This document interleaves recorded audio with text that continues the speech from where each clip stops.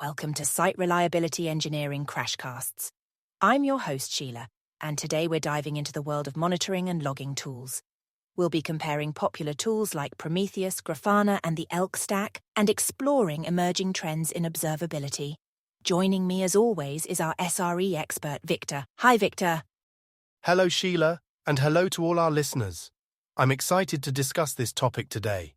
It's crucial for anyone working in DevOps.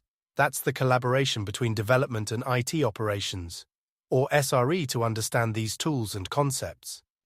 Absolutely. Before we dive in, listeners should have a basic understanding of what monitoring and logging are in the context of software systems. Now, let's start with a quick quiz question. What are the 3 pillars of observability? Ooh, that's a great question, Sheila. It really gets to the heart of what we'll be discussing today. Without giving away the answer, I can say that these 3 pillars are fundamental to understanding the state and behavior of complex systems. Listeners, keep this question in mind as we go through the episode. The answer might surprise you. All right, let's start with the basics. Victor, can you explain the difference between monitoring and logging? Certainly. Monitoring is like taking your system's vital signs. It involves collecting and analyzing metrics like CPU usage, memory consumption, and request rates in real time. Logging, on the other hand, is more like keeping a detailed medical history. It involves recording specific events or states in your system for later analysis. That's a great analogy.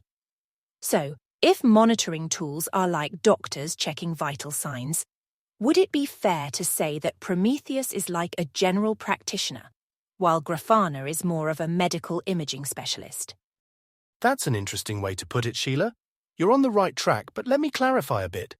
Prometheus is indeed like a general practitioner, in that it's great at collecting and storing time series data, those vital signs we mentioned.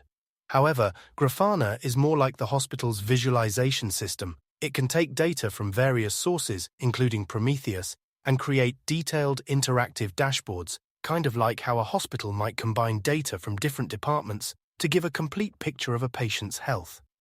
I see. And where does the ELK stack fit into this medical analogy? Great question. The ELK stack, which stands for Elasticsearch, Logstash, and Kibana, is like the hospital's record-keeping and analysis system. Logstash collects and processes logs from various sources. Elasticsearch stores and indexes this data for quick retrieval. And Kibana provides visualization and exploration capabilities. It's particularly good at handling large volumes of unstructured data, like detailed patient records or, in our case, application logs. That makes sense. Now that we've covered the basics with our medical analogy, I've heard that these tools have different strengths and weaknesses. Could you elaborate on that? Absolutely. Prometheus excels at collecting and querying metrics, making it great for real-time monitoring and alerting. It has a powerful query language called Prometheus. However, it's not designed for log storage. Grafana shines in data visualization. It can connect to various data sources, not just Prometheus, making it very flexible. But it doesn't store data itself. It's purely a visualization tool. The ELK stack is powerful for log analysis and full-text search.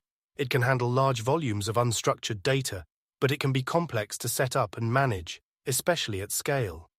I see. So it sounds like these tools are often used together rather than as alternatives? Exactly. Many organizations use a combination of these tools to get a complete observability solution. For example, you might use Prometheus for metrics collection, send those metrics to Grafana for visualization, and use the ELK stack for log management and analysis. That makes a lot of sense. Now, you mentioned observability earlier.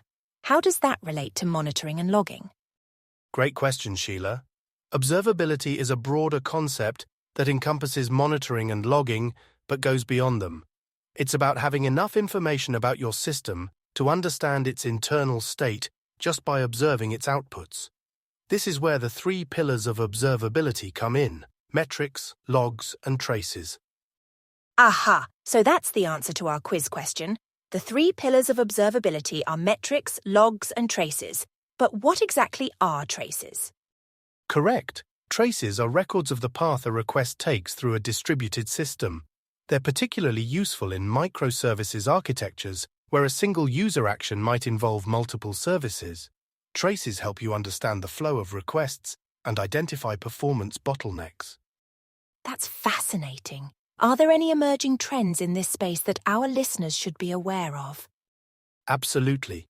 One major trend is the move towards unified observability platforms that combine metrics, logs, and traces in one place.